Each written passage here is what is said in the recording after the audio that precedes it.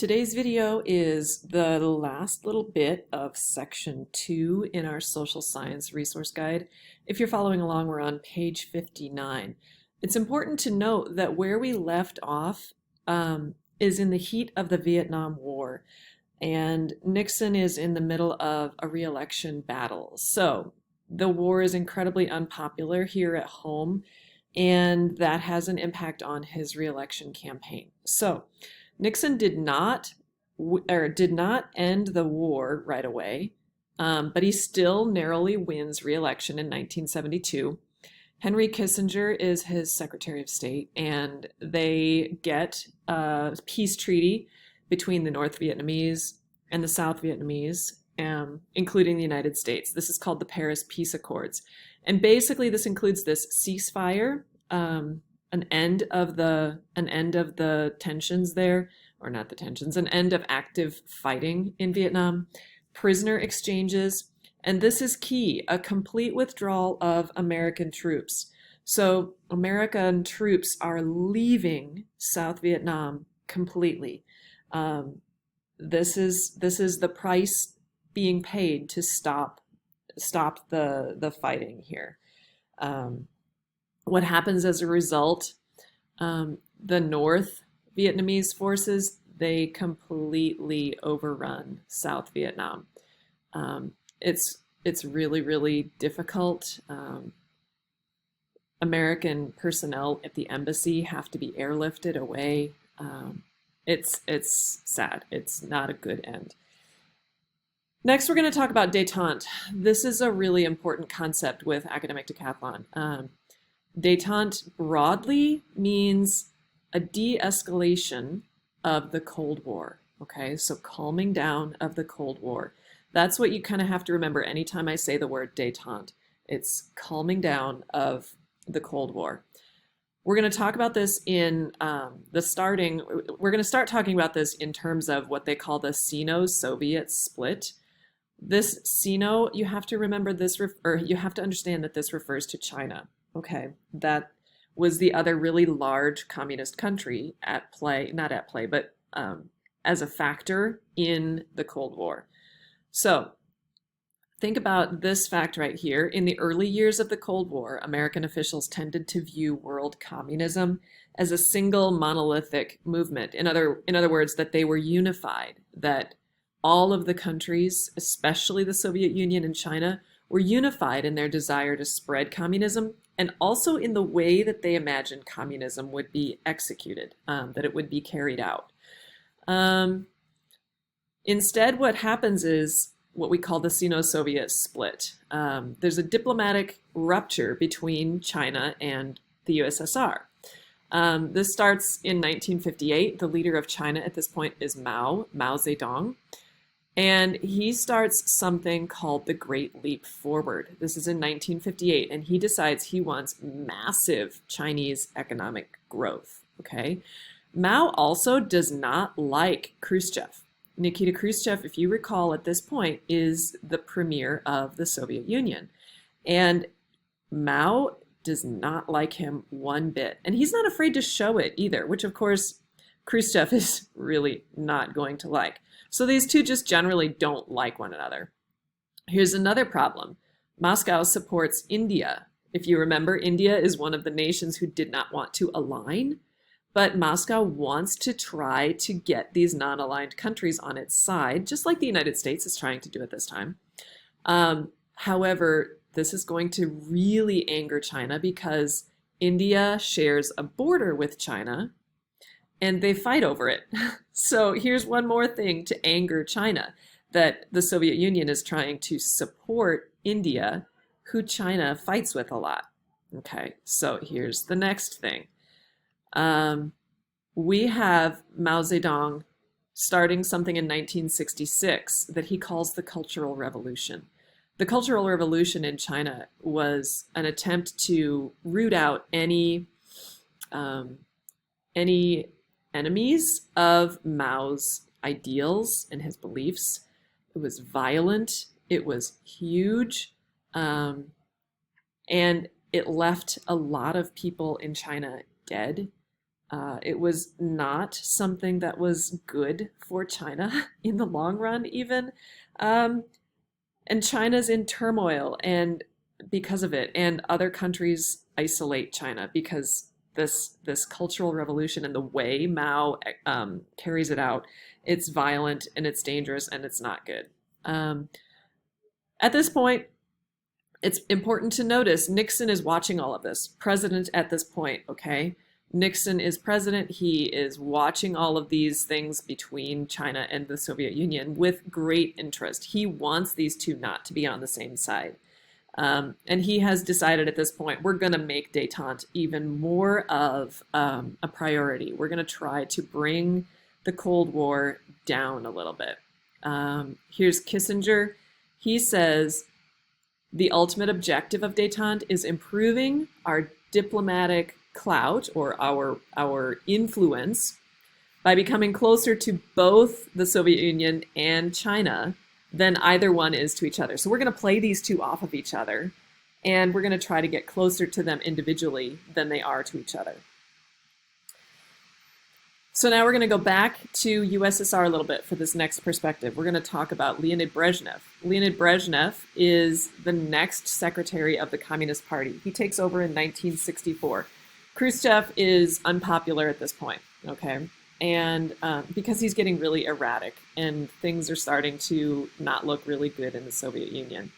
So what we have happening, the Prague Spring. Prague is a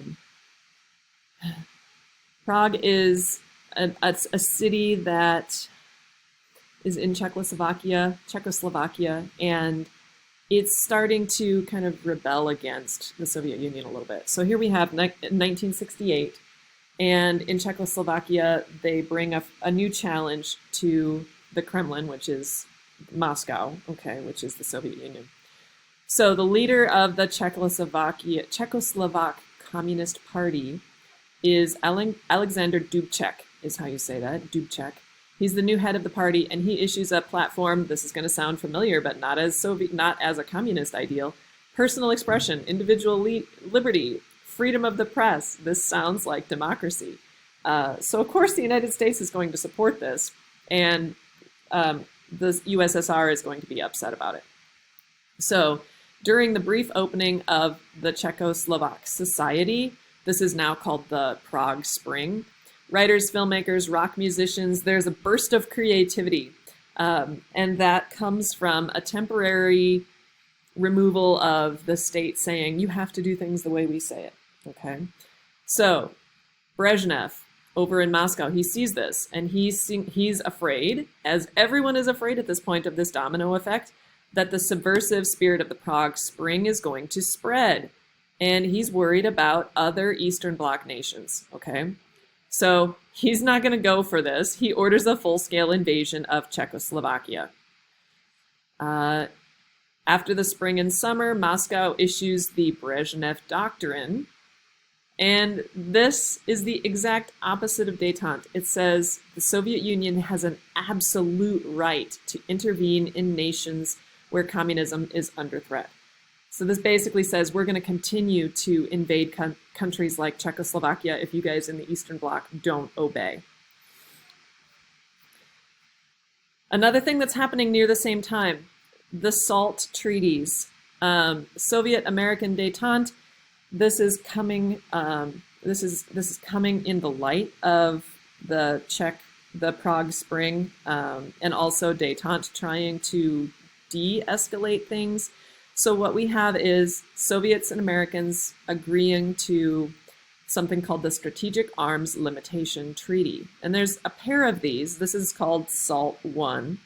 The SALT I agreement attempts to preserve a balance of power in the nuclear arms race. They're going to restrict the use of defensive missiles, and they're going to freeze the number of missiles for 5 years. So in other words, people in both countries are going to try to stop creating missiles for a while. Another thing that we have happening at this time is Nixon visiting China. This is viewed a little bit as a scare tactic or as a threat against the Soviet Union, because now Nixon is engaging what they had hoped would be an ally. Let's talk a little bit more about Nixon and China. The United States at this point still has never recognized the People's Republic of China, okay? They refuse to recognize that government as its own nation. If you remember from our talks about the House Un-American Activity Commission, Richard Nixon was huge on that committee, right? And he was vocally anti-communist, okay? Now what he's going to do, after spending his entire political career railing against Red China and any other communist country, now he's going to suggest open up relations with China. This is a big reversal for somebody like Nixon. And it's also huge politically because we have never visited China. The United States, the US president has never visited China before. So Nixon starts working on this. The first breakthrough comes in spring of 1971. And this is so important. This is referred to a lot, this idea of ping-pong diplomacy. So the United States national table tennis team accepts an invitation to play ping pong in China. They're going to go to China for 8 days, and Americans and Chinese, they are enthralled by this. It is so much fun to watch this. They're happy about it. They're enjoying it because it's kind of a break, right? It's a break from all this tension. So this is something called ping-pong diplomacy. It uses sportsmanship as a symbol of international goodwill. You'll still hear this phrase being used, ping-pong diplomacy, as relating to sports and international relationships. It's important here to notice that there was an emphasis more of friendship than of competition. And we're going to see why here. And it's kind of amazing that China agreed to do this. So the Chinese team is dominant, okay? It's the top-ranked team in the entire world. The United States is pretty crummy in comparison. It's 28th globally, and it's mostly young, inexperienced people. So what happens is the people who set up these table tennis matches, they're choreographed, okay? Because otherwise China is going to completely whip the United States. So they're completely choreographed so that they look like the United States has a shot, okay? And then the crowds in China, it's all soldiers and Red Guards. It's all people who are told what to do. And so they applaud when they're told to with lights. I mean, it's kind of a joke. It's really literally just a show. But it opens up some windows, some doors for diplomacy. So after this, we have Nixon himself coming to China. This is a massive, huge event. It's February 1972. He's the first president of the United States in history to ever visit China. So what's happened here, the reason that this is able to be done, they have a common cause in wanting to limit the influence of the Soviets on the Asian continent. So Zhu, who is the